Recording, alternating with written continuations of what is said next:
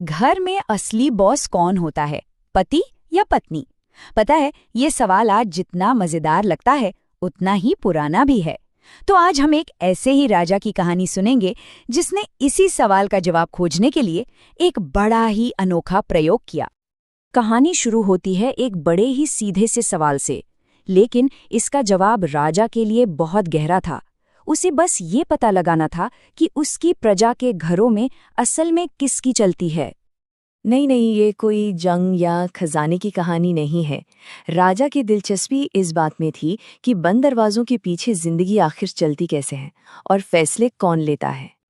तो इसी पहेली को सुलझाने के लिए राजा ने अपनी प्रजा के लिए एक बहुत ही मजेदार और कह सकते हैं चतुर परीक्षा तैयार की।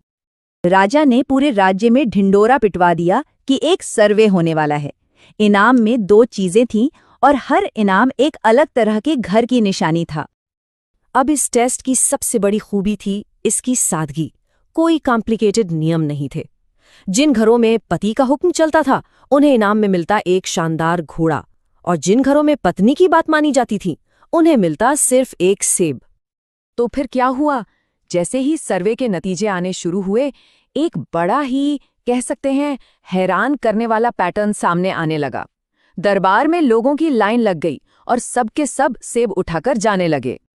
ये देखकर राजा को चिंता होने लगी। वो सोचने लगा, क्या मेरे पूरे राज्य में एक ही कहानी है? ये सिर्फ एक सर्वे नहीं था, ये सत्ता के संतुलन को समझने की एक कोशिश थी जो पूरी तरह एक तरफा होती दिख रही थी। लेकिन ठीक जब राजा अपनी उम्मीद खो रहा था, दरबार में एक ऐसा शख्स आया जो इस पूरे सिलसिले को तोड़ने के लिए तैयार दिख रहा था। ये आदमी बाकी सबसे एकदम अलग था।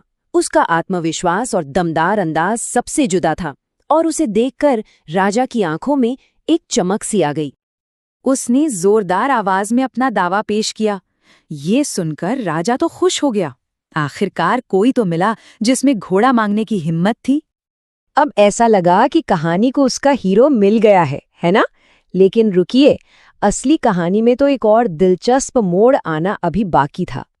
वो आदमी बड़े गर्व से काला घोड़ा चुनकर दरबार से निकला ही था कि थोड़ी ही देर में वो हिचकिचाते हुए वापस लौट आया।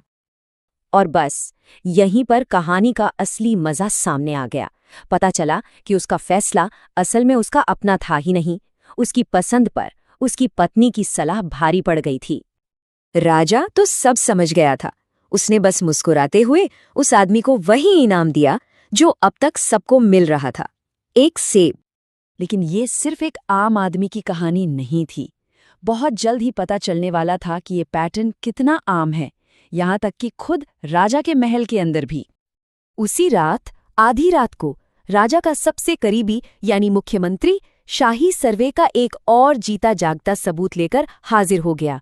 और मजे की बात यह है कि उसे खुद इस बात का अंदाजा नहीं था। जैसे ही मंत्री को ये पता चला कि इनाम का आइडिया तो रानी का था और राजा ने उनकी बात मान ली थी, वो फौरन इस सर्वे की पूरी सच्चाई समझ गया। राजा ने भी मजाक में वही सवाल मंत्री से पूछ लिया, ये साबित करते हुए कि सबसे ऊंचे अधिकारी भी आखिर में घर जाकर सलाह से ही चलते हैं। तो ये टेबल देखिए, ये पूरी कहानी का सार है।